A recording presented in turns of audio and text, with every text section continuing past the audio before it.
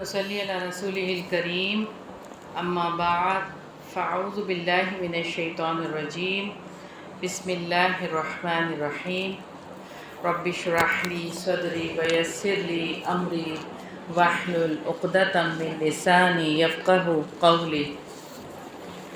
ہم اپنی کلاس کا آغاز کریں گے، آپ لوگ ریوائز کریں گے حدیث نمبر 247 یہ ہوگی 2470 ہوگی، ابھی 2470 اب 471 نبی کریم صلی اللہ علیہ وآلہ وسلم کی سارے صحابہ سے محبت۔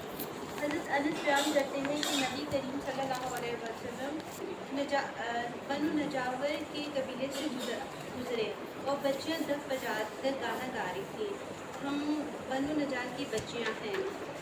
واہ واہ، محمد صلی اللہ علیہ وسلم کیسے اچھے پڑوسی ہیں۔ نبی کریم صلی اللہ علیہ وسلم نے فرمایا، اللہ تعالیٰ جانتا ہے کہ میرا دل تم سے محبت کرتا ہے۔ اگلی حدیث۔ یہاں پر دوسری بات یہ ہے کہ دف بچیاں بجا رہی تھی تو جوان لڑکیاں یا عورتیں نہیں تھیں۔ ہم نے اس چیز کو مطلب لے کے نا دف کو سب کے لیے جائز کر لیا، چاہے جائز ہے، لیکن بجا سکتے ہیں، شادی کی بچیاں ہاں جوان بچیاں بھی بجا سکتے بات تو لگی ہم نے ہیں۔ عورتوں میں اگر عورتیں ہی ہیں، سارا گیدرنگ عورتوں کی اگر ہے تو اس میں آپ بجا سکتے ہیں، مردوں کے ساتھ انٹریکشن نہ ہو اس حوالے سے۔ بچیاں مردوں میں تھیں، ٹھیک ہے نا، اس بات کو ذرا دیکھیں کہ بچیاں تھیں نا مردوں میں، عورتیں نہیں تھیں۔ تو دف بجانا یعنی کہ عورتیں مردوں میں کھڑے ہو کے دف بجانا شروع کر دیں۔ حضرت عائشہ رضی اللہ عنہا کہتی ہیں، رسول اللہ صلی اللہ علیہ وسلم کے نزدیک جھوٹ سے بڑھ کر کوئی عادت زیادہ نفرت اور بغض والی نہیں ہے۔ جب آپ صلی اللہ علیہ وسلم کو اپنے صحابہ میں سے کسی کے بارے میں اس کا پتہ چلتا تو آپ صلی اللہ علیہ وسلم اس سے میل ملاپ کم کر دیتے، حتیٰ کہ معلوم ہو جاتا کہ اسے توبہ کرتے۔ اگلی حدیث۔ بطور مذاق جھوٹ بولنا منع ہے۔ حضرت عبداللہ بن عامر رضی اللہ عنہ سے روایت ہے، وہ کہتے ہیں رسول اللہ صلی اللہ علیہ وسلم ہمارے گھر تشریف لائے، میں اس وقت بچہ تھا، جب میں کھیلنے کے لیے نکلنے لگا تو میری ماں نے مجھ سے کہا، اے عبداللہ ڈراؤ، میں تجھے کوئی چیز دینی ہوں۔ رسول اللہ صلی اللہ علیہ وسلم نے فرمایا، تم اسے کیا دینا چاہتی ہو؟ تو اس نے کہا کہ میں کھجور دوں گی۔ آپ صلی اللہ علیہ وسلم نے فرمایا، خبردار اگر تم اسے کچھ بھی نہ دیتی تو یہ تیرے نام اعمال میں جھوٹ لکھا جاتا۔ یہ سن لو۔ اسلام کے لوگوں کے نقصان۔ حضرت عبداللہ بن عمر بیان کرتے ہیں، رسول صلی اللہ علیہ وسلم نے فتح مکہ والے دن اپنی قصبہ اونٹنی پر طواف کیا اور اپنی لاٹھی کے ساتھ حجر اسود کو استلام کیا۔ اونٹنی کو مسجد میں بٹھانے کے لیے کوئی جگہ نہ ملی، اس لیے اس کو وادی کے ہموار حصے کی طرف لے جا کر بٹھا دیا گیا۔ پھر آپ صلی اللہ علیہ وسلم نے اللہ تعالیٰ کی حمد و ثنا کی اور فرمایا، اے لوگوں، بلا شبہ اللہ نے تم سے جاہلیت کی نخوت ختم کر دی ہے، نخوت ختم کر دی ہے۔ اب لوگ دو طرح کے ہیں، نمبر 1 نیک متقی اور رب کے ہاں بزرگی والے، نمبر 2 گناہ گار بدبخت اور اللہ تعالیٰ کے ہاں حقیر۔ پھر آپ صلی اللہ علیہ وسلم نے یہ آیت پڑھی، اے لوگوں، یقیناً ہم نے تمہیں ایک مرد اور ایک عورت سے پیدا کیا اور تمہیں قومیں اور برادریاں بنا دیا تاکہ تم ایک دوسرے کو پہچان سکو۔ پھر آپ صلی اللہ علیہ وسلم نے پوری آیت کی تلاوت کی اور آخر میں فرمایا، میں یہی کچھ کہنا چاہتا تھا، اب میں اللہ تعالیٰ سے اپنے لیے اور تمہارے لیے بخشش طلب کرتا ہوں۔ نبی کریم صلی اللہ علیہ وسلم کو رمضان امت کے بعد کو جو چاہتے سکوں کی مائیں ہیں۔ حضرت بشر بن عقیبہ رضی اللہ عنہ سے روایت ہے، وہ کہتے ہیں میرا باپ نبی کریم صلی اللہ علیہ وسلم کے ساتھ کسی غزوہ میں شہید ہو گیا۔ نبی کریم صلی اللہ علیہ وسلم میرے پاس سے گزرے اور میں رو رہا تھا۔ آپ صلی اللہ علیہ وسلم نے مجھے کہا، خاموش ہو جاؤ، کیا تو اس بات پر راضی نہیں ہوگا کہ میں تیرا باپ ہوں اور عائشہ تیری ماں؟ نبی کا ظاہر اور باطن یکساں ہوتا ہے۔ حضرت سعد رضی اللہ عنہ کہتے ہیں، فتح مکہ والے دن عبداللہ بن سعد بن ابی سرا حضرت عثمان بن عفان کے پاس گئے، وہ اسے لے آئے اور رسول اللہ صلی اللہ علیہ وسلم کے سامنے کھڑا کر دیا اور کہا، اے اللہ کے رسول صلی اللہ علیہ وسلم، عبداللہ سے بیعت لے۔ آپ صلی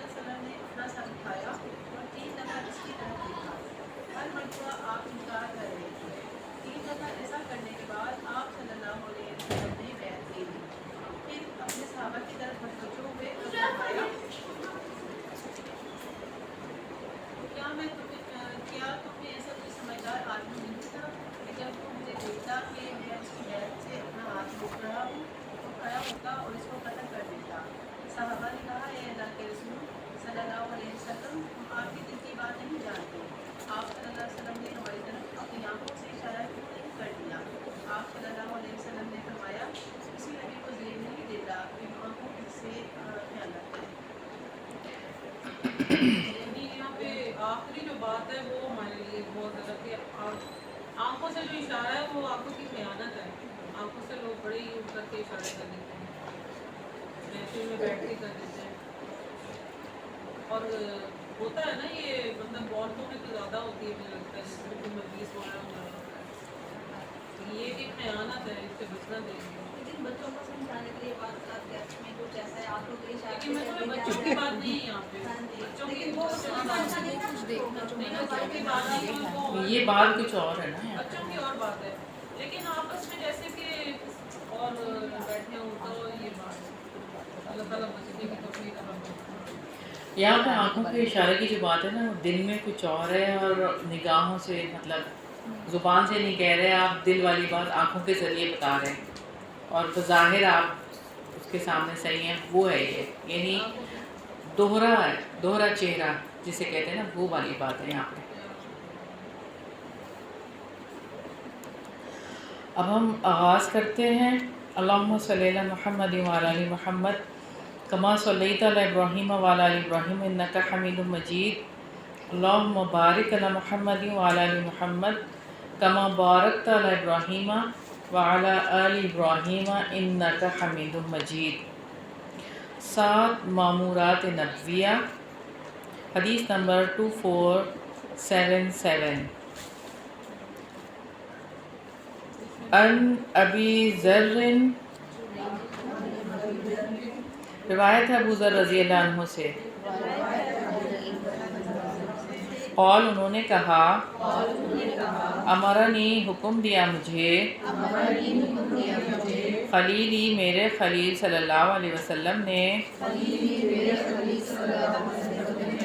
बिसबई 7 बातों का। अमरनी हुक्म दिया मुझे, बेहुब्बी मोहब्बत करने का, अलमसाकीना मसाकीन से, वद्दनूई और करीब रहने, मिनहुम उनसे, व अमरनी और हुक्म दिया मुझे, अन अंजुरा ये के नज़र करूँ, इला मन हुआ तरफ उस शख्स के वो, दूनी मेरे सिवा है, वला अंजुरा और ना मैं देखूं, इला मन हुआ फौकी तरफ उस शख्स के वो मेरे ऊपर है। वह अमरनी और हुक्म दिया मुझे,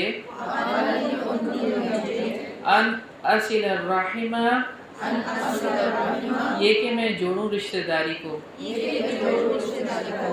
व इन और अगरचे अदबरत रुख फेरने लगे, व अमरनी और हुक्म दिया मुझे, ये अल्लाह ये के ना, असअला मैं सवाल करूं, अहदन किसी एक से, शैअन किसी चीज़ का, वो अमरनी और हुक्म दिया मुझे, अन ये के अक़ूला मैं कहूँ, बिल हक़ की हक़ को, इन और अगरचे, काना मुर्रा हो कड़वा, वह अमरनी और हुक्म दिया मुझे, अन ये के ला अखाफा ना मैं खौफ रखूं, फिल्लाही अल्लाह ताला के मामले में, लौमत लाइम मलामत का मलामत करने वाले की, वह अमरनी और हुक्म दिया मुझे, अन ये के उक्सिरा मैं कसरत करूं, من قول اس قول کی لا حول ولا قوة الا باللہ فإنہن کیونکہ یقیناً وہ من کنزل خزانوں میں سے ہے تحت العرشی نیچے عرش کے وفی روایہ اور روایت میں ہے فإنہا پس یقیناً وہ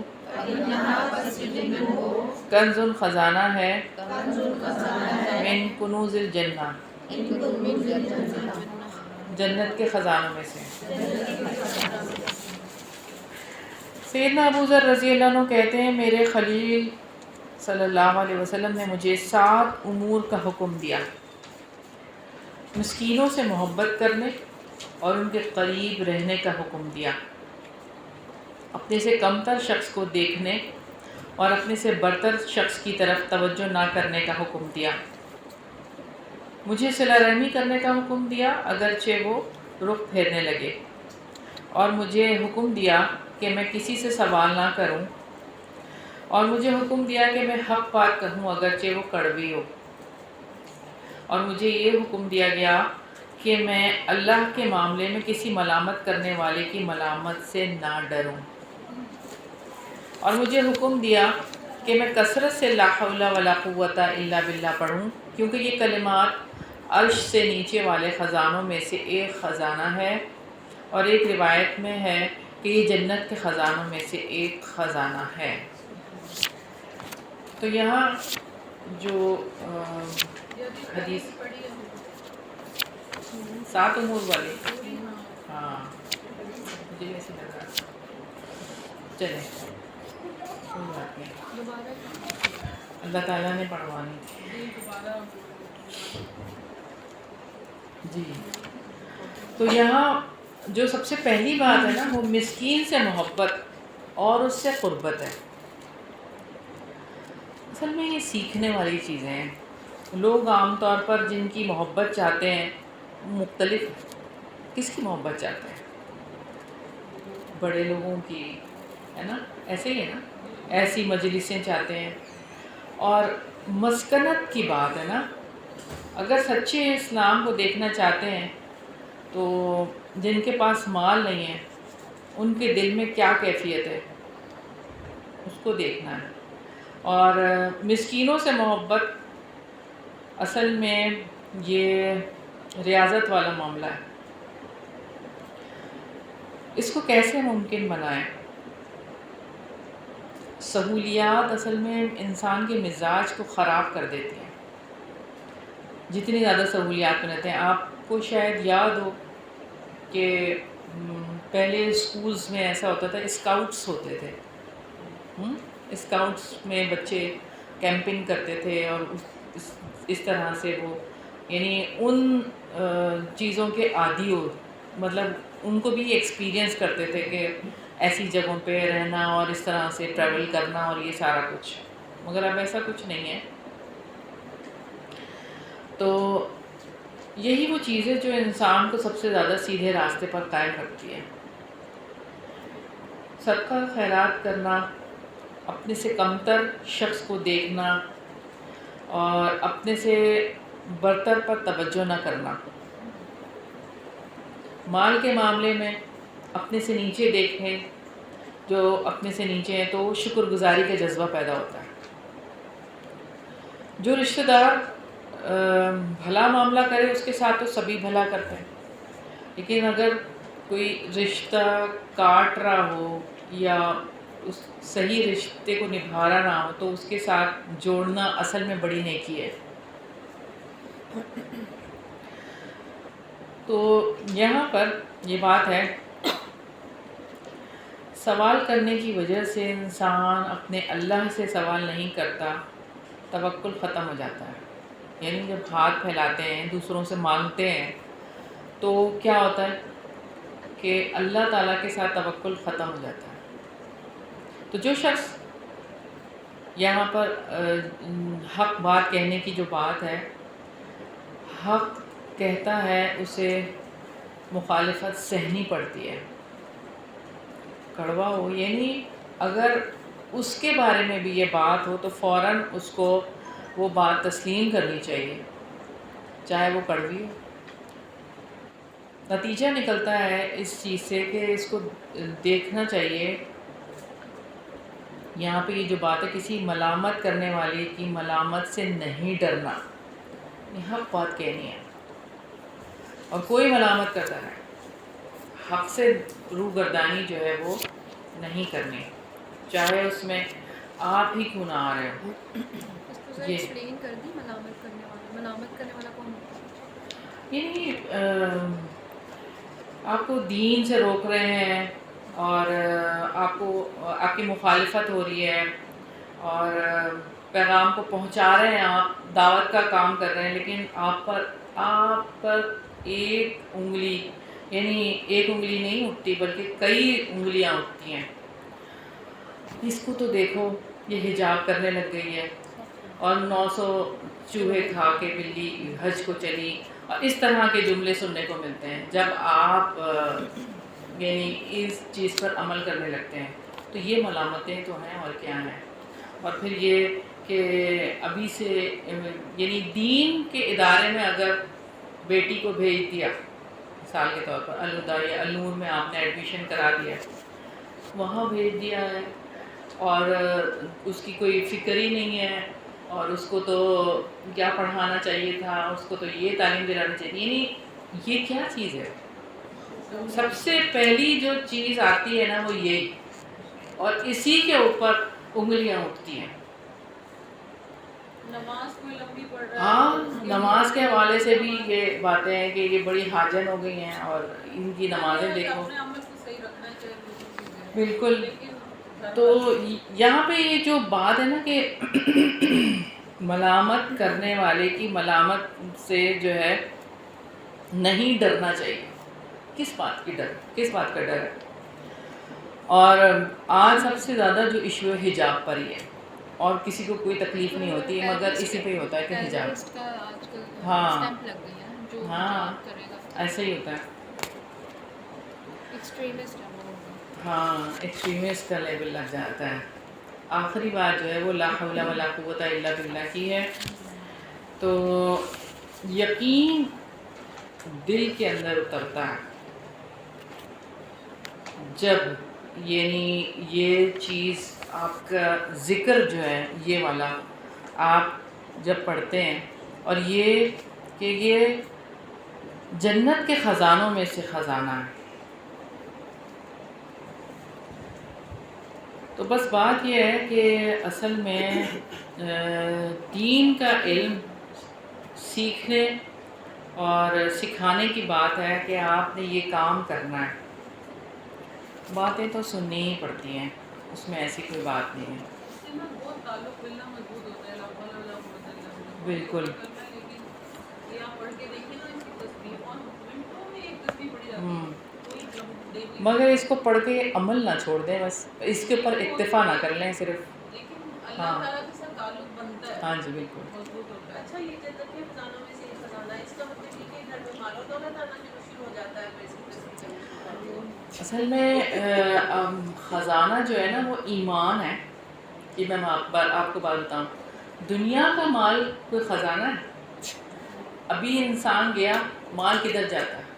وارثوں کے پاس، وصیت جو ہوتی ہے اس کے پاس، اس کے ساتھ کچھ جاتا ہے۔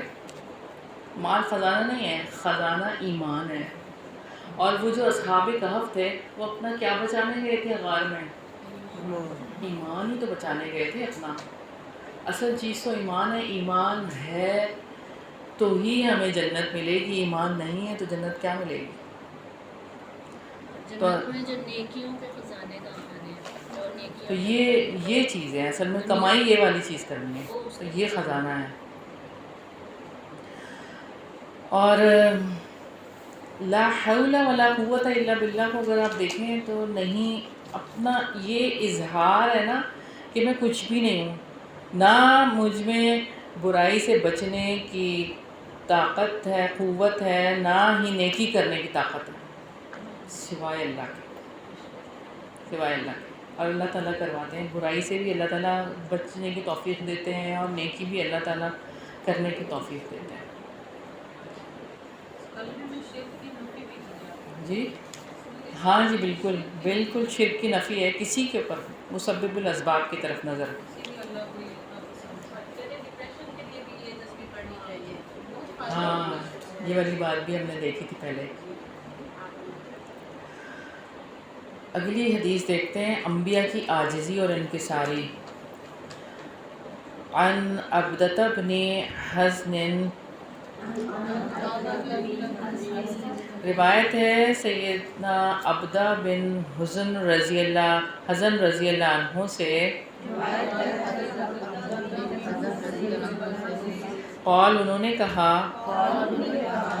تفاخر فخر کرنے لگے آپس میں اہل الابلی اونٹوں والے و اصحاب الشأتی اور بکریوں والے. فقال تو کہا النبی صلی اللہ علیہ وسلم نبی صلی اللہ علیہ وسلم نے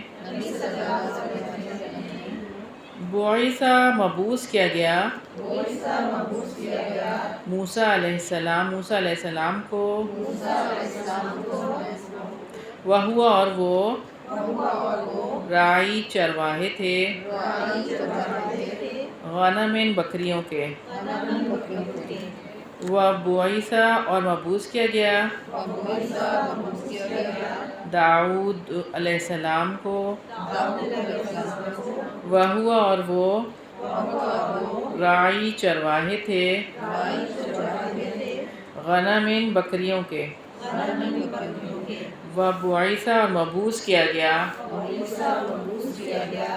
انا مجھے وانا اور میں راعی چرواہا تھا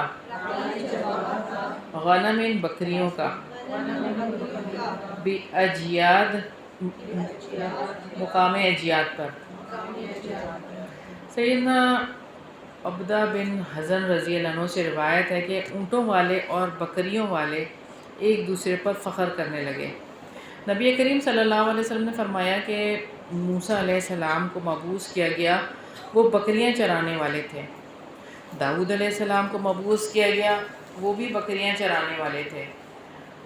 جب مجھے بعثت عطا کی گئی تو میں بھی مقام اجیاد میں بکریاں چرانے والا تھا. تو انبیاء علیہ السلام کے یہاں پر اخلاص کا تذکرہ ہے کہ وہ خالص تھے بالکل. اور پچھلے انبیاء کی خصوصیات کا جو ذکر کیا اس میں یہ کہ وہ بکریاں چرایا کرتے تھے. اونٹوں کے چرانے والے اپنے آپ کو بڑا ثابت کرنے لگے کہ اونٹ ہیں ان کے پاس. تو آپ صلی اللہ علیہ وسلم نے کیسے اس طرف نشاندہی کی کہ مجھے دیکھو میں نبی ہوں اور میں نے بکریاں چرائی ہیں. یعنی آپ صلی اللہ علیہ وسلم نے اپنی کمزوری کو دوسروں کے سامنے یعنی رکھا کہ میں کمزور انسان ہوں. یعنی کہ اپنے آپ کو کمزور بتایا آپ صلی اللہ علیہ وسلم نے. اللہ تعالیٰ نے انبیاء علیہ السلام کو چرواہا بنایا. کیوں؟ حافظ ابن حجر رحمۃ اللہ علیہ لکھتے ہیں عاجزی اور انکساری پیدا کرنے کے لیے. کیونکہ بکریاں چرانے والے کیا ہوتے ہیں؟ خلوت میں رہتے ہیں. صبر کا کام ہے بہت زیادہ. ہاں خلوت میں رہتے ہیں, وہ اکیلے رہتے ہیں اور وہ اپنے میں ہی مگن رہتے ہیں. کبھی دیکھا ہے بکریاں چرانے والوں کو؟ میں نے کبھی دیکھا اگر کوئی بکریاں چرا رہا ہے تو وہ انتہائی دھوپ میں کھڑا ہوا ہے اور انتہائی موسم ایسا ہے کہ اس وقت آپ وہاں کھڑے ہونا مشقت کا کام ہے. تو یعنی اتنا مشقت کا کام انبیاء سے لیا ہے. عام انسانوں سے ہٹ کر وہ فطری ماحول میں رہتا ہے بکریاں چرانے والا.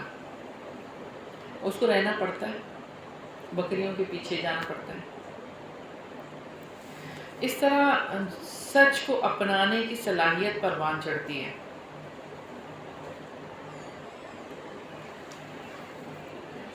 اور دوسری چیز یہ کہ تدبیر اور انتظام سیکھ جاتا ہے. کبھی آپ نے دیکھا ہے کہ بکریوں کو چرانے کے لیے ان کو مار نہیں سکتے، ماریں گے تو ان مر جائیں گی، وہ بہت احتیاط کے ساتھ ان کو چرانا پڑتا ہے. ایک پتلی سی آپ نے دیکھا ہوگا کہ ایک چھڑی یا ڈنڈی وہ لی ہوئی ہوتی ہے، اس میں پتلی سی ہوتی ہے، وہ بہت اسی سے وہ ہانکتا رہتا ہے. اور بھینسوں کو اور گایوں کے لیے آپ نے سوٹے دیکھے ہوں گے، لیکن اس کے لیے نہیں، بکری کے لیے نہیں. اور بکری ایک جگہ پہ چین سے بیٹھتی ہے، ایک جگہ پہ جاتی ہے، کبھی ادھر کبھی ادھر کبھی ادھر، اور ہر ایک کو اچھے انداز سے واپس لے کر آنا پڑتا ہے ریوڑ کے اندر. تو بکریوں کو قابو کر کے پورے انسانوں کو بھی قابو کر سکتا ہے پھر وہ شخص، یعنی کہ انبیاء علیہ السلام کے حوالے سے دیکھ رہے ہیں ہم. تو اللہ تعالیٰ کی حکمت ہے کہ کس طرح سے انبیاء علیہ السلام کو تیار کیا. اور یہ بکریوں کے چرواہے پیشہ ور لوگ ہوتے ہیں.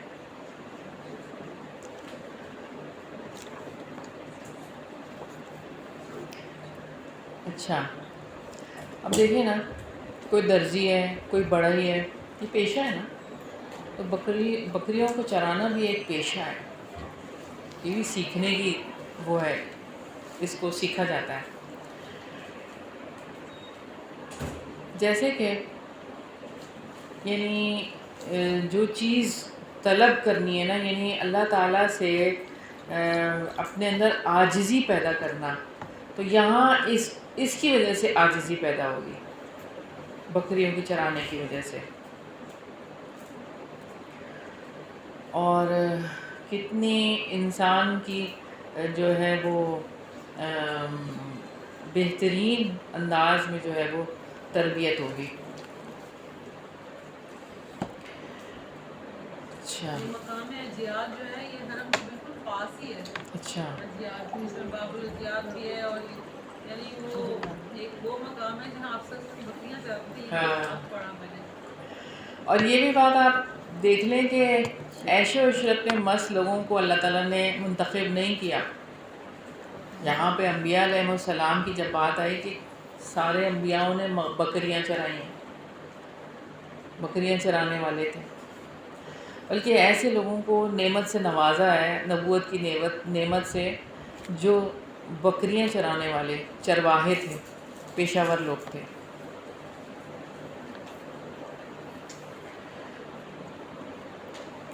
نبی پاک صلی اللہ علیہ وسلم نے ایک دفعہ اپنے صحابہ کو کہا، وہ پیلو کے پھل توڑ رہے تھے. آپ صلی اللہ علیہ وسلم نے فرمایا کہ سیاہ جو ہے نا ان کو توڑو، یہ زیادہ مزے کے ہوں گے. تو یہ کیسے پتہ چلا آپ صلی اللہ علیہ وسلم کو؟ تو صحابہ نے پوچھا، کیا آپ نے کبھی بکریاں چرائی ہیں؟ تو آپ صلی اللہ علیہ وسلم نے فرمایا کہ کوئی نبی ایسا نہیں جس نے بکریاں نہ چرائی ہوں، اور میں نے بھی چند قرات کے عوض بکریاں چرائی ہیں.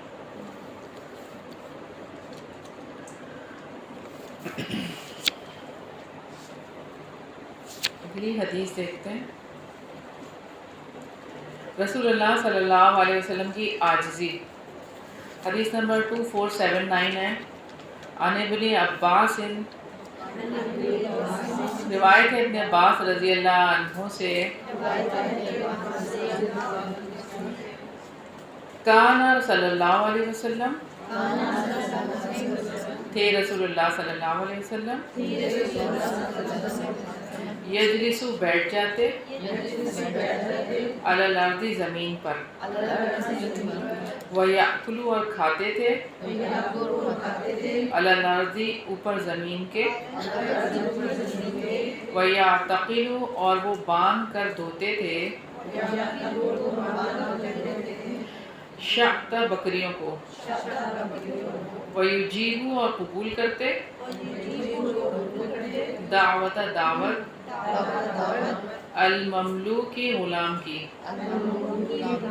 علی اوپر خبز شعیر روٹی کے جو کی. سیدنا عبداللہ بن عباس رضی اللہ عنہ سے مروی ہے کہ رسول اللہ صلی اللہ علیہ وسلم زمین پر بیٹھ جایا کرتے تھے. زمین پر بیٹھ کر ہی کھاتے تھے، بکری کا دودھ دھو لیتے تھے اور جو کی روٹی کی دعوت دینے والے غلام کی دعوت قبول کر لیتے تھے.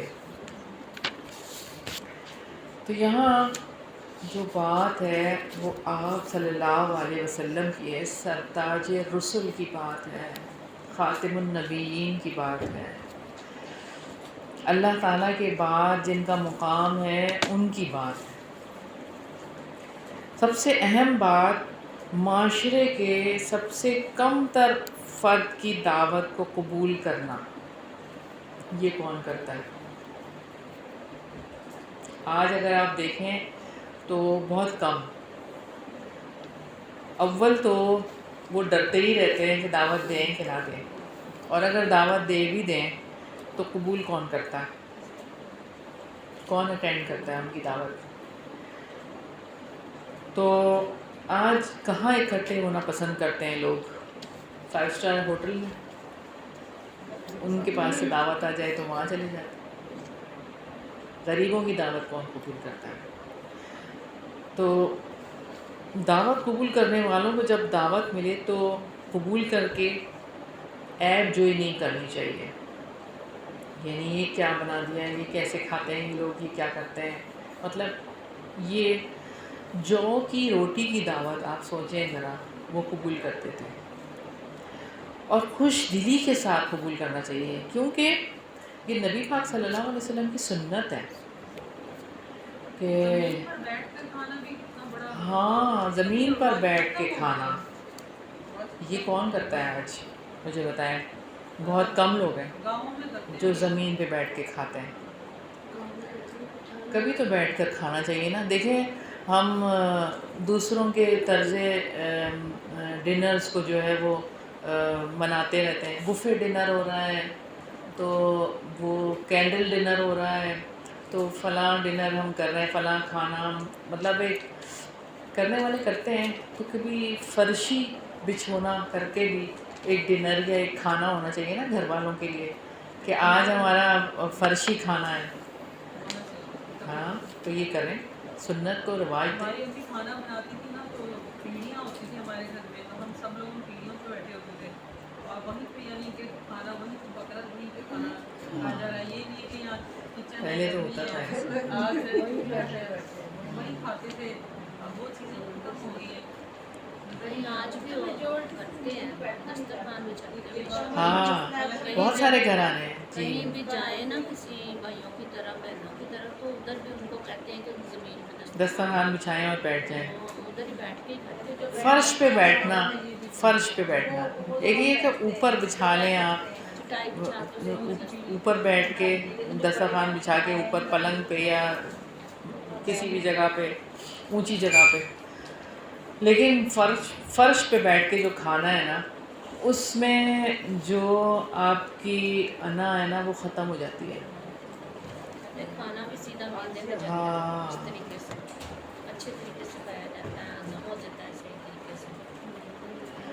اصل میں کسی کی ٹانگ میں درد ہے، کسی کی کمر میں درد ہے، کسی کی کوئی پرابلم لیڈیز کی بڑی زیادہ. بالکل صحیح کہہ رہی ہیں آپ، بالکل صحیح کہہ رہی ہیں. لیکن کبھی ہونا چاہیے بچوں کو ترغیب دلائیں. جو لوگ ظاہر ہے جن کی جینوئن ریزن ہے وہ تو ہے نا، لیکن باقی لوگوں کے ساتھ تو ایسی بات نہیں ہے نا. وہ بندہ بیٹھ جائے چیئر پہ تو باقی لوگ زمین پہ. ہاں اور یہ بھی سوچنا چاہیے کہ یہ سنت ہے، آپ صلی اللہ علیہ وسلم کی سنتوں کو زندہ کرنا چاہیے. رواج دیں، سنت سمجھ کے دیں گے اجر ہی ملے گا نا. ہاں جی بالکل. انشاءاللہ یہ تو ہاں میں نے سوچا کہ اب یہ ایسا پلان کر لیں. آپ ٹیبل ہٹائیں اور وہاں پہ دسترخوان لگا دیں اور جو بیٹھ سکتا ہے وہ بیٹھ جائے، جو نہیں بیٹھ سکتا وہ چیئر پہ کھا لے. یہ سنت سمجھ کے کر لیں گے انشاءاللہ. اور وہ کہتے ہیں نا ایک سنت بھی زندہ کی. آج ہی کر لیں. نہیں وہ کھانا کھانے کی تسلی آج ہی ہے کر کہ لیں گے یہ سنت. ٹیبل پہ کھانے سے نا وہ تسلی نہیں ملتی. چاندنی تو بچھی ہوئی ہے, ٹیبل سے ہٹا کے یہی بیٹھ جائے.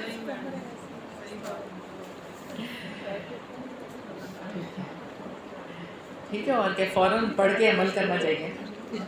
سب سے پہلے پہلے سے چھوڑ کر پائی تھی. کوئی بات نہیں, بیٹھ جائے گی, کوشن رکھ کے بیٹھ جائے گی. ہاں کوشن رکھ کے بیٹھ جائے گی. ٹھیک ہے, ٹھیک ہے, ہم اگلی حدیث پڑھتے ہیں. حدیث نمبر 2480 ان ابی ایوب, روایت ہے ابو ایوب رضی اللہ عنہ سے, کانا صلی اللہ علیہ وسلم, تھے نبی صلی اللہ علیہ وسلم, یرکبو سوار ہوتے, الحمار گدھے پر, ویقصفو اور سلائی کرتے, نعلا جوتے کی, ویرقو اور پیون لگاتے, القمیص قمیص کو, ویقولو اور کہتے, من رغبہ جس نے اعراض کیا, عن سنتی میری سنت سے, فلیس منی تو نہیں ہے مجھ سے. سیدنا ابو ایوب انصاری رضی اللہ عنہ بیان کرتے ہیں کہ آپ صلی اللہ علیہ وسلم گدھے پر سوار تھے, سوار ہوتے, جوتا سلائی کرتے تھے اور قمیص کو خود ہی پیبند لگا لیا کرتے تھے, اور فرماتے تھے کہ جس نے میری سنت سے اعراض کیا وہ مجھ سے نہیں. تو یہاں پر سارے جو کام ہیں نا وہ دیکھیں کہ کس طرح سے آپ صلی اللہ علیہ وسلم کا طریقہ ہے کہ عام لوگوں کے لیے بہترین طریقہ زندگی ہے یہ,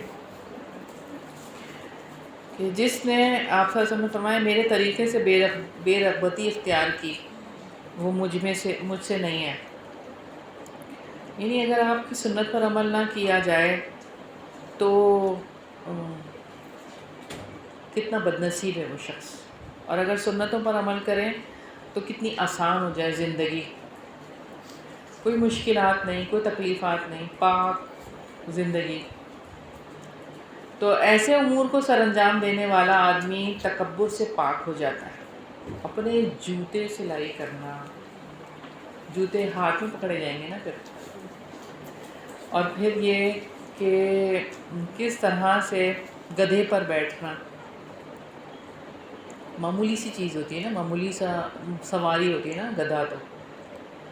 تو آج اگر آپ دیکھیں نا تو کتنی مشکل ترین زندگی بنا لی نا ہم نے. بڑی سے بڑی سواری چاہیے, چھوٹی سواری پہ نہیں بیٹھ سکتے, اور جوتے کیا, ایک جوتا اگر ذرا سا اس کو کچھ ہو جائے تو وہ گیا, یعنی اس کو اب دوبارہ پہننا ہی نہیں ہے, اس کو صحیح کروانے کی ضرورت نہیں ہے. تو یہ آپ صلی اللہ علیہ وسلم نے کس طرح سے آپ صلی اللہ علیہ وسلم اپنے کپڑوں کو پیون لگاتے تھے. کبھی پیون لگایا اپنے کپڑوں کو؟ پھٹتے ہیں تو پھٹنے کی نوبت بھی نہیں آتی, تو پیون کیا لگے گا. ہاں مردوں کے لیے بھی یہ بات ہے کہ ہاں مرد لوگ یہ کام کریں, اور مرد حضرات کو یہ دیکھنا چاہیے کہ آپ صلی اللہ علیہ وسلم کتنے زیادہ کام تھے وہ کرتے تھے. اور یہاں پہ آپ صلی اللہ علیہ وسلم کی تواضع ہے, تواضع, عظیم انسان عالی مقام شخص کی طرف سے عاجزی ہے, اور یہ تواضع ہے. رسول اللہ صلی اللہ علیہ وسلم تواضع کے اہم اور بلند ترین مقام پر فائز تھے. آپ صلی اللہ علیہ وسلم کی زندگی بے مثال ہے تواضع کے باب میں. رسول اللہ صلی اللہ علیہ وسلم کے نقش قدم پر جو چلے گا وہی نبی پاک صلی اللہ علیہ وسلم کا اچھا پہلو اختیار کرے گا. تو سنت کے اوپر عمل کرنے والا ہی اصل میں جائے گا جنت میں. ابو امامہ رضی اللہ عنہ سے روایت ہے، آپ صلی اللہ علیہ وسلم نے فرمایا کہ سادگی ایمان کا حصہ ہے. بلا شبہ سادگی ایمان کا حصہ ہے، اور انسان ہر وقت آپ دیکھیں کہ اسی چکر میں لگا رہتا ہے کہ مجھے یہ بھی مل جائے، مجھے وہ بھی مل جائے، اور دنیا دنیا دنیا. ٹھیک ہے، نعمتیں ملتی ہیں تو نعمتوں کو استعمال کرنا ہے، لیکن انہی کے اندر کھو کے رہ جانا اور اسی کے اندر اپنے آپ کو غرق کر لینا کہ سادگی کو بالکل ہی نظر انداز کر دینا، ایسا نہیں کرنا. حضرت عائشہ رضی اللہ عنہ سے روایت ہے، نبی کریم صلی اللہ علیہ وسلم اپنے گھر میں کام کاج خود کر لیا کرتے تھے، یعنی گھر کے کام کیا کرتے تھے. باقی لوگوں کو بھی پھر آپ کی زندگی کی مثال بننا چاہیے نا. اور آپ صلی اللہ علیہ وسلم کے سامنے ایک شخص آیا جو کہ کانپ رہا تھا، یعنی ہیبت سے کہ نبی کے سامنے کھڑا ہوں. تو آپ صلی اللہ علیہ وسلم نے فرمایا پرسکون ہو جاؤ، میں کوئی فرشتہ نہیں، میں ایک قریشی عورت کا بیٹا ہوں جو دھوپ میں سکھایا ہوا گوشت، نمکین گوشت کھایا کرتی تھی. یعنی اتنی عاجزی، سکھا کے گوشت کھانا، یعنی رکھنا اس طرح سے، یعنی بہت ہی اپنے آپ کو اس طرح سے پیش کیا کہ مجھ سے کیوں تم ایسے کر رہے ہو، میں تو ایسا ہوں، میرے اندر تو کوئی ایسی بڑائی والی بات نہیں ہے، میرے سے تم اس طرح سے نہ کہو. تو اتنی عاجزی، اس قدر عاجزی آپ صلی اللہ علیہ وسلم کہ اللہ تعالیٰ نے کیا مقام بنایا، وَرَفَعْنَا لَكَ ذِكْرَكَ، اور عاجزی دیکھیں.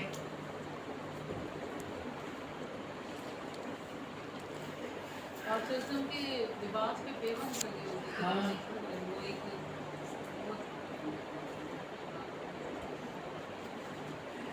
حدیث نمبر 2481 ہے، عاجزی اور انکساری کی فضیلت.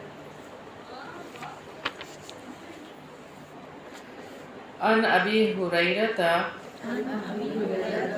روایت ہے حضرت ابو ہریرہ رضی اللہ عنہ سے مرفوعاً مرفوع، من جس نے تواضع اختیار کی للہ اللہ کے لیے، رفعہ رفعت عطا کرے گا اس کو اللہ تعالی. سیدنا ابو ہریرہ رضی اللہ عنہ سے روایت ہے کہ رسول اللہ صلی اللہ علیہ وسلم نے فرمایا کہ جس نے اللہ تعالیٰ کے لیے عاجزی کی، اللہ تعالیٰ اس کو رفعت عطا کرے گا. تو بات یہ ہے، تواضع کا مطلب ہے ایک دوسرے کے ساتھ عاجزی، نرمی اور محبت سے پیش آنا، اور حسب اور نسب، مال اور دولت اور ثروت و حشمت اور جمال و حسن اور غلبہ اقتدار، دوسری اہلیتوں کے بنا پر کسی کو حقیر نہ سمجھنا اور کسی پر زیادتی نہ کرنا، یہ ہے اصل میں تواضع.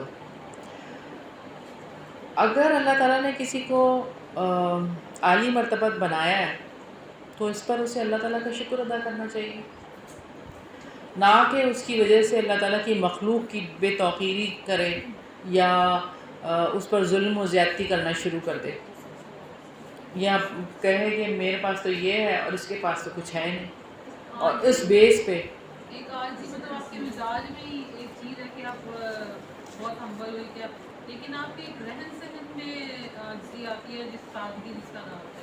یہاں پہ وہ بھی مطلب ہے کہ آپ کے مطلب آپ کا لائف اسٹائل سادہ ہو. لائف اسٹائل بھی سادہ ہونا چاہیے، لیکن نظر بھی آنا چاہیے. اگر آپ کو اللہ تعالیٰ نے دیا ہے تو وہ نظر بھی آنا چاہیے، اس لیے کہ ایک شخص آپ صلی اللہ علیہ وسلم کے پاس آیا، فراگندہ بال اور عجیب اس کا لباس تھا. آپ صلی اللہ علیہ وسلم کے پوچھنے پر اس نے بتایا کہ میرے پاس اتنا اتنا اتنا ہے. آپ صلی اللہ علیہ وسلم نے فرمایا کہ نظر بھی آنا چاہیے. اگر اللہ تعالیٰ نے تمہیں ان سب چیزوں سے نوازا ہے تو پھر نظر آنا چاہیے. اپنے شکر کا اظہار ہوتا ہے. بالکل شکر کا اظہار ہوتا ہے. ہاں، اور یہ کہ کسی کو دکھانے کے لیے نہیں ہے، کیونکہ اللہ تعالیٰ نے دیا ہے تو ہم اس کو استعمال کر رہے ہیں اور اس انداز سے کر رہے ہیں. مگر یہ کہ آجزی کو ہم ایک ورڈ میں کیا ہوگا اس آجزی کا؟ یہی والی بات ہے نا کہ آپ کے اندر نرمی آ جائے، محبت سے پیش آنا ہو، آپ کے اندر کسی قسم کا کوئی تکبر نہ ہو. ہاں، یہ چیزیں عاجزی میں آتی ہیں. انکساری کسی چیز کا آپ کے پاس اگر کچھ زیادہ ہے، علم ہے، کچھ بھی ہے، اس کے ہاں، کرنا. اس کے اوپر تکبر نہیں کرنا. مطلب میں اس طرح کرتی ہوں، میں یہ کرتی ہوں. اپنا تو ذکر ہی نہیں کرنا نا، بلکہ اس کو اس اینگل سے رکھنا چاہیے اللہ نے مجھے توفیق دی، اللہ کی توفیق سے میں یہ کرتی ہوں، اللہ کی توفیق سے میں نے یہ کام کیا، اگر اللہ نہ چاہتا تو میں نہ کرتی. یہ جملہ ہونا چاہیے نا. یہ تو نہیں ہونا چاہیے میں نے یہ کیا، یہ میں یہ کرتی ہوں، میں یہ کرتی ہوں. میں کا تو جملہ ہونا ہی نہیں چاہیے نا. اللہ کی توفیق کی بات ہونی چاہیے. الحمدللہ لگ جائے تو وہ بھی شکر میں آ جائے. الحمدللہ، بالکل. اور شعور کے ساتھ الحمدللہ. وہ بعض تقیہ کلامی الحمدللہ ہوتا ہے پھر تو دل میں نہیں ہو رہا ہوتا، وہ زبان سے ادا ہو رہا ہوتا ہے. بہرحال زبان سے بھی ادا کرنا ضروری ہے اور دل میں بھی کیفیت ہونی چاہیے. اور آپ دیکھیں کہ ہر چیز کی توفیق تو اللہ تعالیٰ ہی دیتے ہیں، کسی انسان کا کوئی زور نہیں. وہی والی بات، لا حول ولا قوت الا باللہ.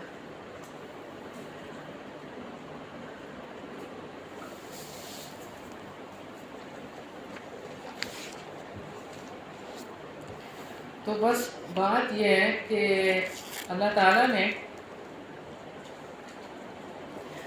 تواضع اختیار کرنے کے لیے کہا، کیونکہ نبی پاک صلی اللہ علیہ وسلم کی سنت ہے. سورہ ہود کی آیت نمبر 23 میں اللہ تعالیٰ نے فرمایا اللہ تعالیٰ اس کا درجہ بلند کر دیتا ہے جو اپنے رب کے سامنے عاجزی اختیار کرتا ہے. سورہ حج کی آیت نمبر 34 میں فرمایا عاجزی اختیار کرنے والوں کو خوشخبری دے دو. تو عملی صورتیں ہیں اس کی عاجزی کی کہ چال ڈھال سے، گفتگو سے، یعنی گفتگو میں آپ کے عاجزی جھلکے آپ کی چال ڈھال سے، معاملہ کرتے وقت انسان کے رویوں سے پتہ چلتا ہے. جیسے سورہ فرقان میں اللہ تعالیٰ فرماتے ہیں رحمان کے بندے تو وہ ہیں جو زمین پر عاجزی سے چلتے ہیں. سورہ لقمان کی آیت نمبر 18 میں اللہ تعالیٰ فرماتے ہیں اور لوگوں سے منہ پھیر کر بات نہ کرو اور زمین میں اکڑ کر مت چلو. یقیناً اللہ تعالیٰ کسی خود پسند فخر جتانے والے کو پسند نہیں کرتا. اللہ تعالیٰ کے لیے عاجزی اختیار کرنے والے اور اظہار کرنے والے بھی آپ صلی اللہ علیہ وسلم خود تھے. اور کتنی خوبصورت دعا نبی پاک صلی اللہ علیہ وسلم نے سکھائی. حارثہ بن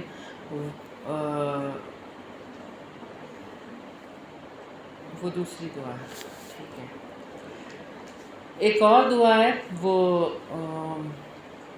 آپ کے سامنے رکھتی ہوں. آپ صلی اللہ علیہ وسلم نے سکھائی ربی اعنی ولا تعن علیہ وانصرنی ولا تنصر علیہ وامکر لی ولا تمکر علیہ واہدنی ویسر ہدی لی وانصرنی علیہ من بغی علیہ رب اجعلنی لک شکارا لک ذکارا لک راہبا اور لک مطیعا الیک مخبتا الیک اواہا منیبا رب تقبل توبتی واغسل حوبتی واجب دعوتی واہد قلبی وسدد لسانی وثبت حجتی واسأل سخیمت قلبی۔ اے میرے رب میری مدد فرما اور میرے مخالف کی مدد مت کر، اور میری تائید فرما اور میرے مخالف کی تائید مت کر، اور میرے لیے تدبیر فرما اور میرے خلاف کسی کی سازش کامیاب نہ ہونے دے، اور مجھے ہدایت فرما اور ہدایت کو میرے لیے آسان کر دے، اور اس شخص کے مقابلے میں میری مدد فرما جو مجھ پر ظلم کرے۔ اے اللہ مجھے اپنا شکر گزار اور اپنا ذکر کرنے والا بنا، اپنے سے ڈرنے والا اور اپنا مطیع فرما بردار بنا، رونے اور گڑ گڑانے والا بنا، رجوع کرنے والا بندہ بنا لے۔ اے اللہ میری توبہ قبول فرما، میرے دل کو صحیح راستے پر لگا، میری زبان کو مضبوط اور درست کر دے، میری دلیل اور حجت کو مضبوط فرما، اور میرے دل سے بغض اور عناد ختم کر دے۔ اتنی خوبصورت دعا ہے، تو یہ دعا ہمیں مانگنی چاہیے۔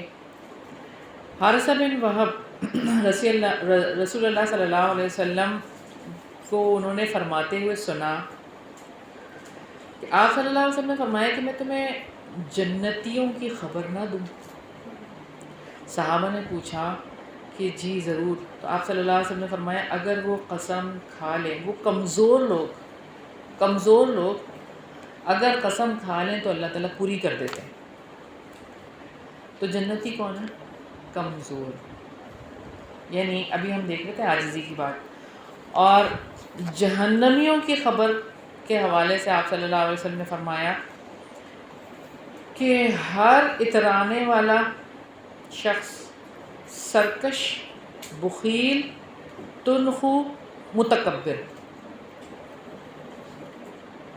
یہ جہنمیوں کی خبر۔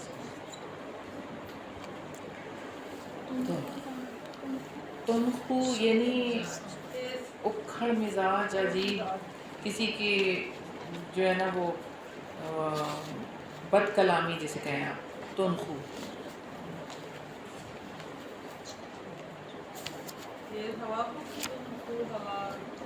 تند و تیز ہے وہ، تند و تیز ہے وہ، تند و تیز، ہاں جی بالکل، ہاں آمین۔ یہ برائیاں ہمارے اندر ہوتی ہیں، نکال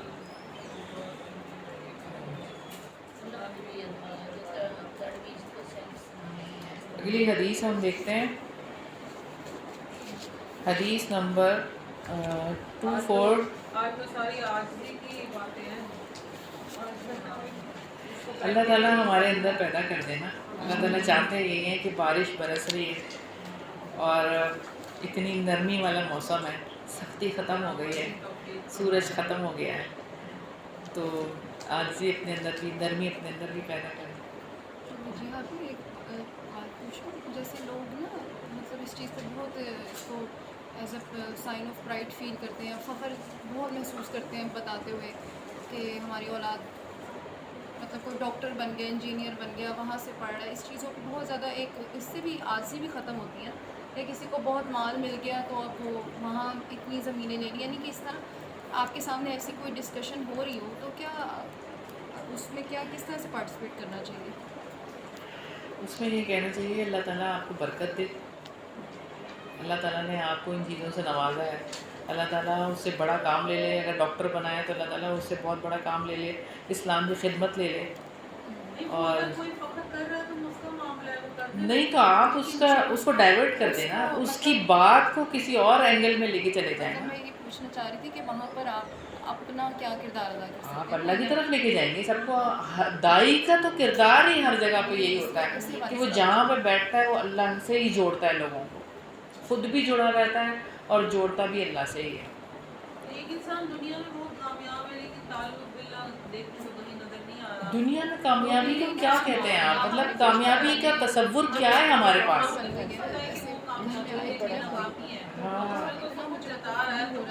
میں نے ایک کلپ دیکھا تھا، اس میں ایک اسکالر کہہ رہے تھے میں اپنے بچوں کو یہ کہتا ہوں اگر تم کسی پارک کی بینچ پر مر گئے، آپ کے پاس ایک پینی بھی نہ ہوئی اور آپ کے پاس ایمان تھا تو آپ کامیاب ہیں.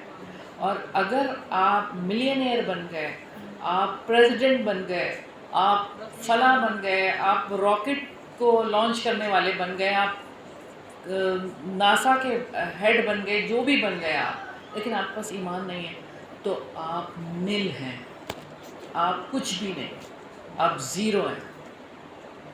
بس یہ بات، یہ سمجھ لیں، بس یہی بات. اس کو سمجھ آ جائے وہ بات ہے نا، پھر کامیابی کی سمجھ آنی چاہیے کہ اصل میں کامیابی ہے کیا. ہاں قرآن بتاتا ہے، سارا قرآن یہی بتا رہا ہے کہ اصل کامیابی تو آخرت کی کامیابی ہے، اصل میں تو آخرت تک ہے. بالکل.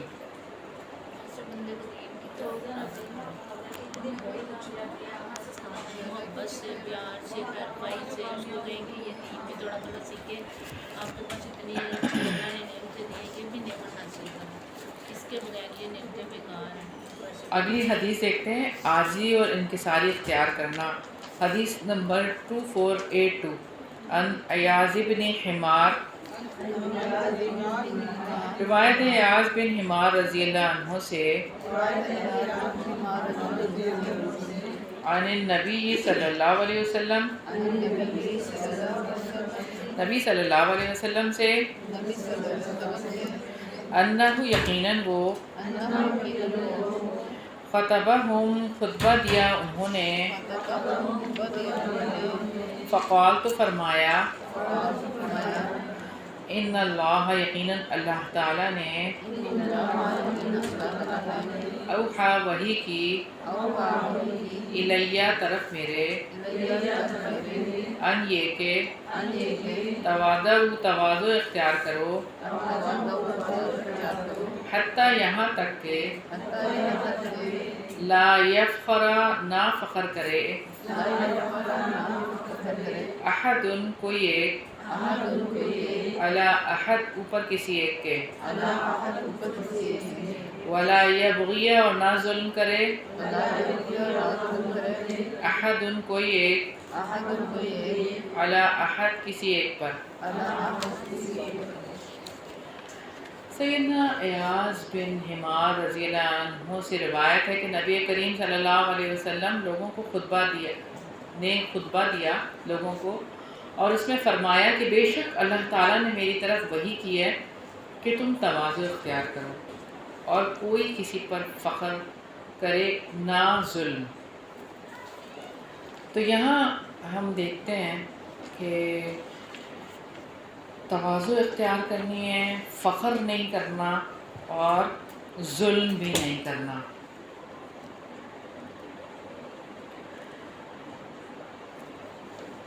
تو رحم دلی یہی بات ہے اس کے اندر، اور یہ اللہ تعالیٰ نے کسی کو کچھ بھی دے دیا تو اس میں انسان جو ہے وہ شکر ہی ادا کرے. نبی کریم صلی اللہ علیہ وسلم کی رفت اور منزلت اور عظمت اور مرتبت کے، آپ صلی اللہ علیہ وسلم تو انتہائی اور اعلیٰ مقام پر فائز تھے، تو کسی امتی کا آپ سے کوئی موازنہ تو کیا ہی نہیں جا سکتا. اس کے باوجود اللہ تعالیٰ نے کیا حکم دیا آپ صلی اللہ علیہ وسلم کو کہ آپ صلی اللہ علیہ وسلم کے لیے فرمایا وقفِ جناحک لمن اتبعک من المؤمنین، کہ آپ اپنے شانے جھکا لیں مومنوں کے لیے، نرمی سے پیش آئیں ان سے. نبی پاک صلی اللہ علیہ وسلم کو ارشاد فرمایا اللہ تعالیٰ نے سورہ شعراء میں. تو یہاں سے ہمیں جس چیز کا پتہ چلتا ہے وہ یہ کہ جتنے بڑے ہو جائیں، جتنے بڑے مرتبے پہ چلے جائیں، عاجزی اس حد تک آ جانی چاہیے جتنی آپ کے پاس اتھارٹی ہو. لیکن آج ہم دیکھتے ہیں کہ اس کا الٹ ہے، اس کا بالکل الٹ. ہم گھر کا ماحول ہی اگر دیکھ لیں، جو بڑا ہے، جو سربراہ ہے، اس کا مزاج کیسا ہے، ماں کا مزاج کیسا ہے، بڑے بھائی کا مزاج کیسا ہے، بڑی بہن کا مزاج کیسا ہے.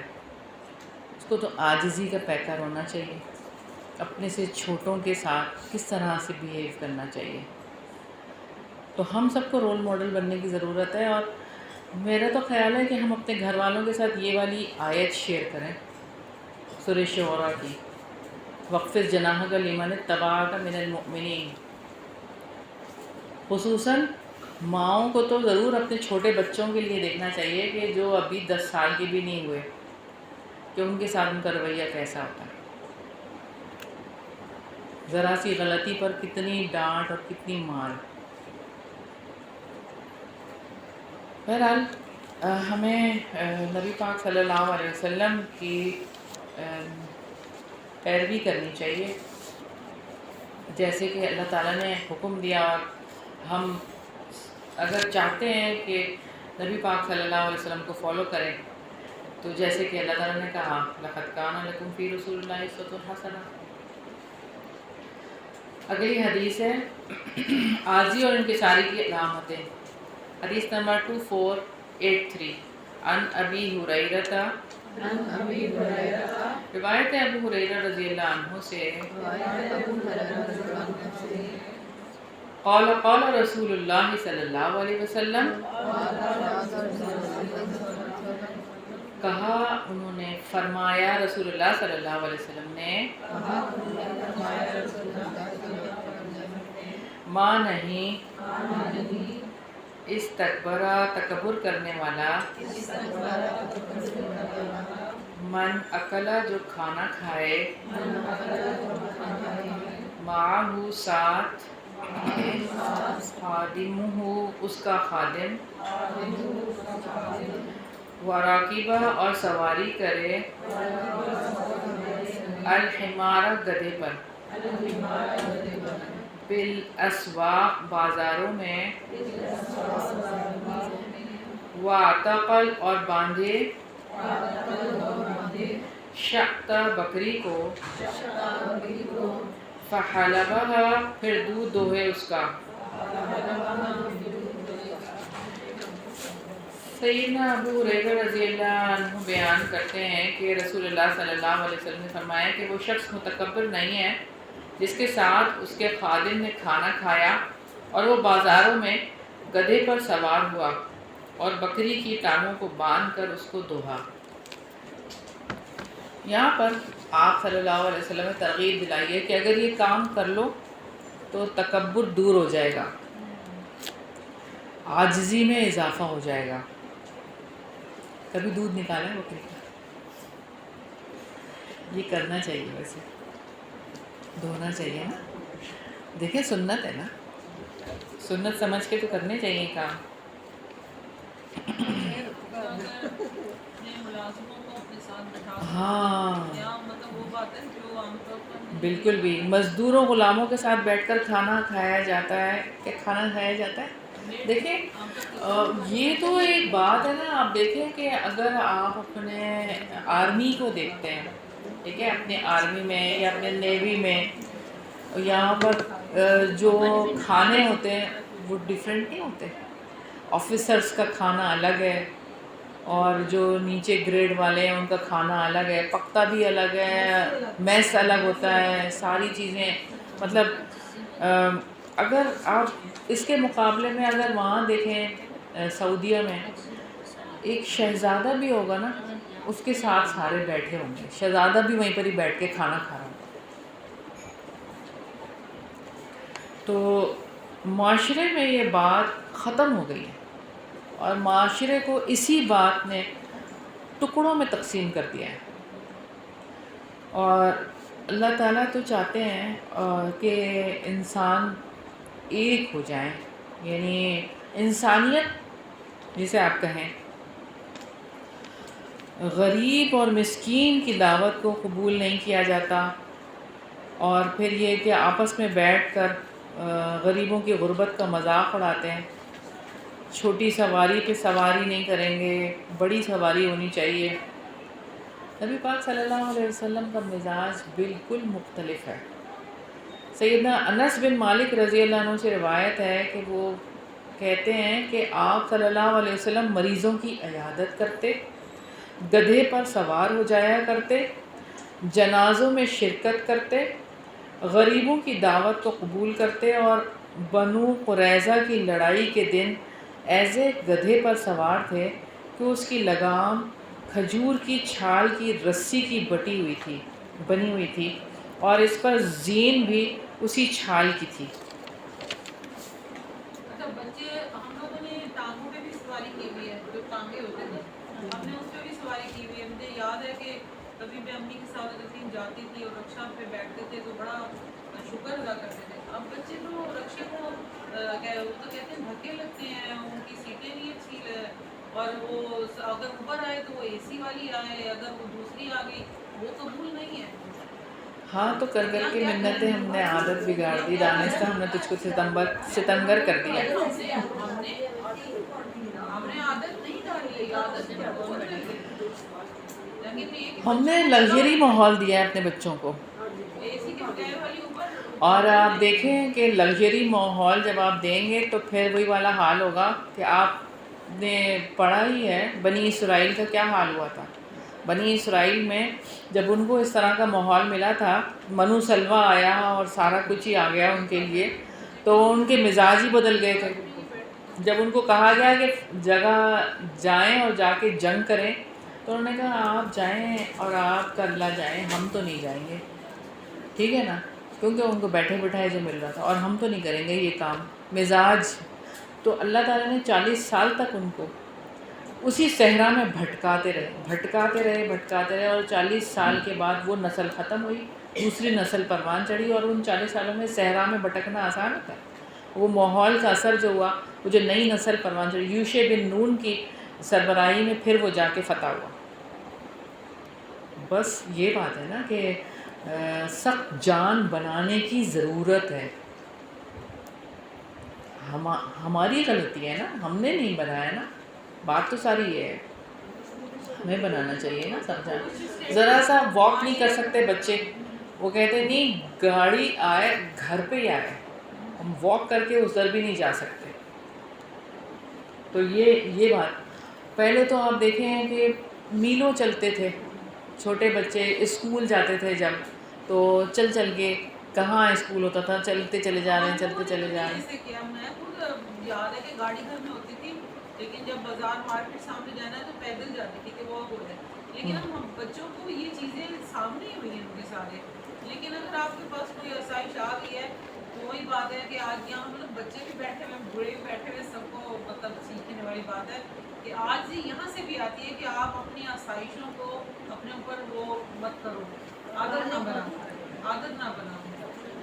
ہاں جی، یہ بات یہاں بھی اچھا، آتی مجھے ہے۔ لگتا ہے کہ ہمارے قوانین واقعی باہر کے لوگوں نے اڈاپٹ کیے ہیں، کیونکہ آپ یہ دیکھیں نا تو بچے اتنی سخت سردی میں 15 منٹس کی واک آپ کو ایسے عام سی لگے گی، اب گرمی بے شک سردی بھی آسان نہیں ہوتی، ہاں جی، بچے ادھر اتنے سیلف میڈ ہے نا، جنرلی آپ دیکھیں تو ایسے ہی لگے گا کہ واقعی اسلام کو پریکٹیکلی انہوں نے کافی حد تک انہوں نے لے لیے ہمارے جو ہیں وہ اصول، لیے ہم سے ہی ہے نا، یہ آج بتا رہے تھے، کل بتا رہے تھے، صرف وہ کلمہ کو نہیں ہے، وہ وہاں پر یہ ہاں مگر یہ کہ لائف کا کلمہ کو نہیں ہے، لیکن اگر آپ ان کو دیکھیں نا تو ان میں انسانیت بہت زیادہ ہے، وہ محنت جو ہے اس سے نہیں، وہ ساری باتیں آپ صحیح کہہ رہے ہیں کہ وہ ساری باتیں ہیں، لیکن انسانیت ہے بہرحال ان میں جو کہنا وہ نہیں ہے، یہ نہیں کہ ٹھیک ہے، صرف ان میں ایمان نہیں ہے، لیکن ان کا ایمان ہی اصل چیز ہے، ہاں جی، اصل چیز ایمان، ٹھیک ہے، ہاں مگر انسانیت بھی بہت کم ہے۔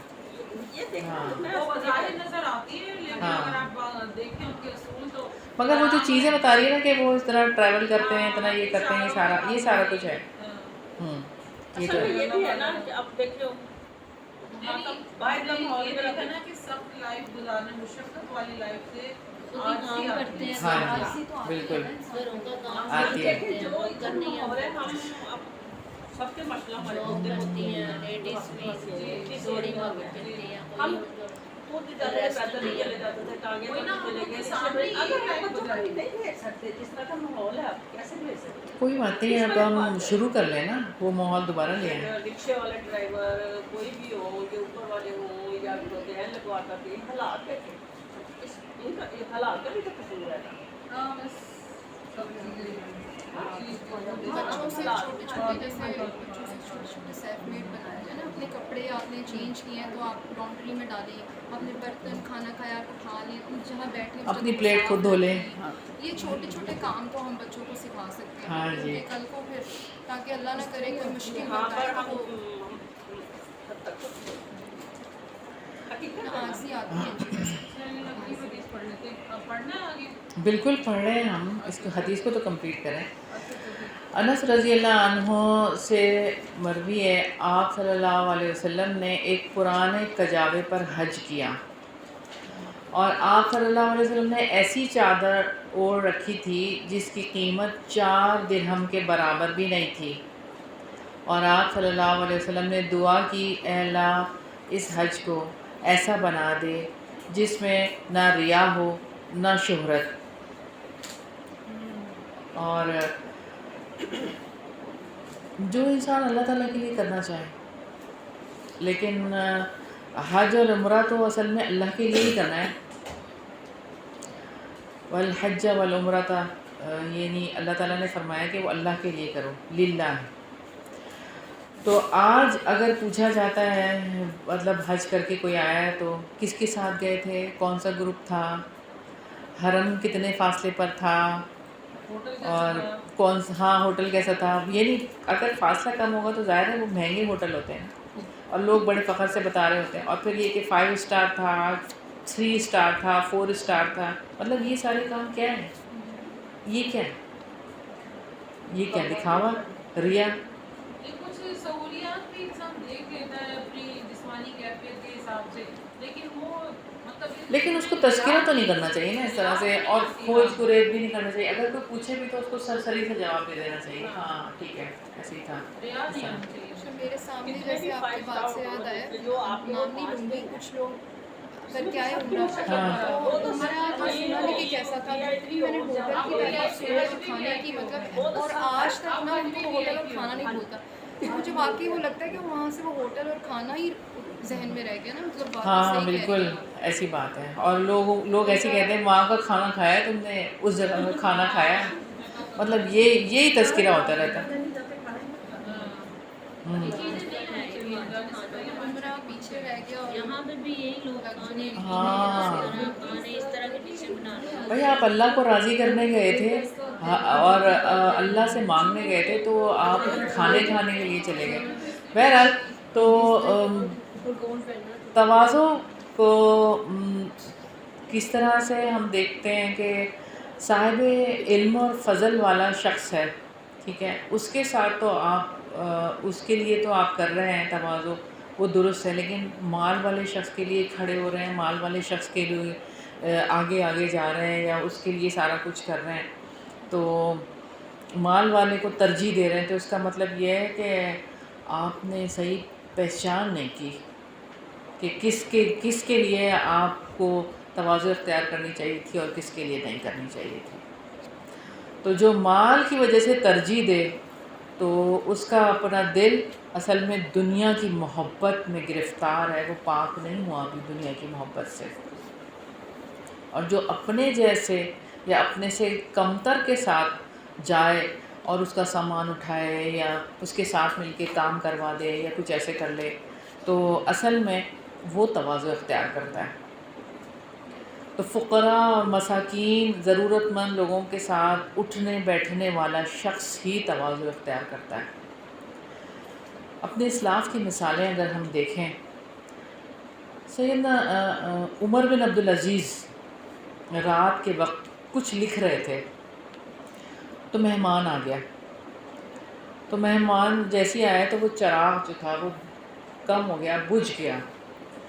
تو وہ اٹھا چراغ درست کر لے. حضرت عمر نے کہا کہ آپ نہ کریں، مہمان سے خدمت لینا کرم اور شرف کے خلاف ہے. تو مہمان نے کہا کہ میں نوکر کو اٹھا دیتا ہوں. تو انہوں نے کہا کہ وہ ابھی سویا ہے، اسے اٹھانا مناسب نہیں. چنانچہ وہ خود اٹھے، تیل کی بوتل اٹھائی، چراغ کو بھرا اور پھر اس کو روشن کیا. تب مہمان نے کہا کہ آپ نے خود ہی یہ کام کر لیا. تو کہا کہ میں پہلے بھی عمر تھا، ابھی بھی عمر ہوں، میرے اندر کوئی کمی نہیں آئی یہ کرنے سے. اور اچھا انسان تو وہ ہے جو اللہ کے لیے تواضع اختیار کرے. یہ ہمارے اسلاف ہیں۔ سیدنا ابو ہریرہ رضی اللہ عنہ مروان کے قائم مقام تھے وہ اس وقت، یعنی بہت امیر تھا نا مروان، تو آپ کو پتہ ہے نا، تو وہ اس کے قائم مقام اس وقت تھے، لکڑیوں کا گٹھا اٹھایا ہوا تھا اور آ رہے تھے اور کہہ رہے تھے ذرا راستہ چھوڑ دیں، ذرا مجھے جگہ مل جائے، یعنی امیر ہوتے ہوئے لکڑیاں اٹھا کر خود لے کر آ رہے تھے۔ اس میں ان کو کوئی آر محسوس نہیں ہو رہی تھی کہ میں اتنے بڑے عہدے پہ ہو گیا ہوں تو میں یہ کیسے اٹھا لوں۔ سیدنا عمر بن خطاب رضی اللہ عنہ ایک ہاتھ میں گوشت اٹھائے ہوئے نہیں، بازار سے کچھ لے کر آ رہے تھے اور دائیں ہاتھ میں درہ تھا۔ اس وقت وہ امیر المومنین تھے، یعنی اپنے گھر کے کام کاج بھی کر رہے تھے اور ان کا جو عہدہ تھا امیر المومنین کا، اس کے لیے بھی وہ تیار تھے، یعنی وہ بھی کام چل رہا تھا۔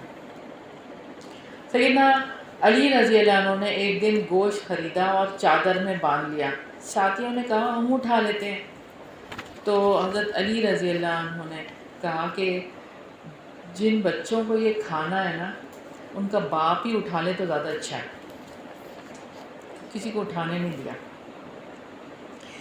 ابو سلمہ کا بیان ہے کہ میں نے ابو سعید خدری سے کہا کہ لوگوں نے لباس، کھانے پینے، سواری اور ان چیزوں میں کتنی ایجادات کر لی ہیں؟ ابو سعید نے جواب دیا، بھتیجے آپ کا کھانا پینا سب اللہ کے لیے ہوتا ہے، اس میں اگر خود پسندی، فخر، یہ نمائش یا ریا پیدا ہو جائے تو یہ گناہ اور اسراف ہے، اور تو گھر کے کاموں میں وہ سب کام کر جو رسول اللہ صلی اللہ علیہ وسلم کیا کرتے تھے۔ اونٹ کو چارہ ڈالتے تھے اور اس کو باندھتے تھے، گھر میں جھاڑو دیتے تھے، بکری دھوتے تھے، جوتے گانٹتے تھے، کپڑے پیون کر لیتے تھے، نوکر کے ساتھ بیٹھ کر کھانا کھا لیتے تھے، آٹا پیس دیتے تھے، بازار سے چیزیں خرید کر لاتے تھے، کبھی آر محسوس نہیں کرتے تھے اور خریدی ہوئی چیز اپنے ہاتھ میں پکڑ کر لاتے تھے۔ غنی ہو یا فقیر سب سے مصافحہ کرتے تھے، سامنے جو آ جاتا، کالا ہو، گورا ہو، چھوٹا ہو، بڑا ہو، غلام ہو، ہر ایک کو سلام میں پہل کرتے تھے، ہر ایک سے سلام میں پہل کرتے تھے۔ بس بات یہ ہے، لَقَدْ كَانَ لَكُمْ فِي رَسُولِ اللَّهِ أُسْوَةٌ حَسَنَةٌ، تو ہمیں یہ سکھایا گیا کہ ہم یہ کریں۔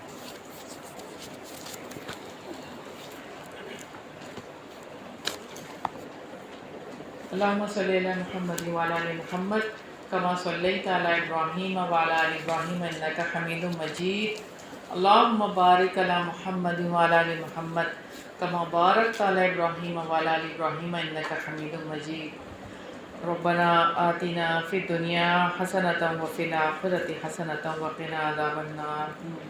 ربنا ظلمنا انفسنا وإن لم تغفر لنا وترحمنا لنکونن من الخاسرین۔ یا حی یا قیوم برحمتک نستغیث، یا حی یا قیوم برحمتک نستغیث، یا حی یا قیوم برحمتک نستغیث۔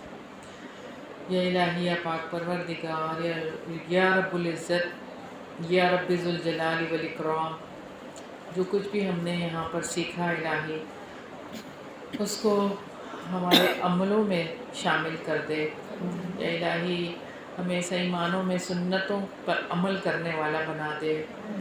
یا رب العزت، یا رب ذوالجلال والاکرام، ہمیں توفیق عطا فرما کہ ہم عاجزی پیدا کرنے والے بنیں۔ یا الہی ہمارے اندر عاجزی اور انکساری پیدا کر دے، نرمی پیدا کر دے، اپنے سے چھوٹوں کے لیے شفقت کا رویہ ہمارے اندر پیدا کر دے۔ یا رب العزت، یا رب ذوالجلال والاکرام، مسکینوں کے ساتھ محبت ہمارے دلوں میں ڈال دے۔ یا الہی، یا رب العزت، ہم چھوٹے سے چھوٹے کام کو آر نہ سمجھیں۔ یا الہی، یا پاک پروردگار، یا رب العزت، ہر چھوٹا کام کرتے ہوئے ہمیں سنت یاد آئے۔ یا الہی ہم سنت سمجھ کے سارے کام کریں۔